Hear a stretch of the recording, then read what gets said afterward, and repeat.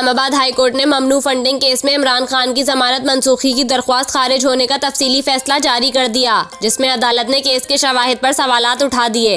अदालत के तफसीली फैसले में कहा गया है कि एक भी सबूत नजर नहीं आया कि आरिफ नकवी की भेजी हुई रकम जुर्म की रकम थी। FIR में लगाए इल्जामात का इमरान खान या तारिक शफी से ताल्लुक ही नहीं।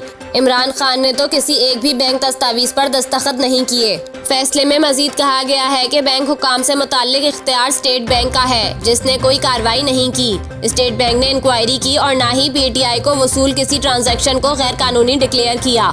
एक इल्जाम PTI अकाउंट को नया पाकिस्तान अकाउंट में तब्दील करने का है, जो कोई जुर्म नहीं। फैसले के मुताबिक इस केस की तफ्तीश अफसर ने स्टेट बैंक हुकाम का भी कोई बयान कलमबंद नहीं किया।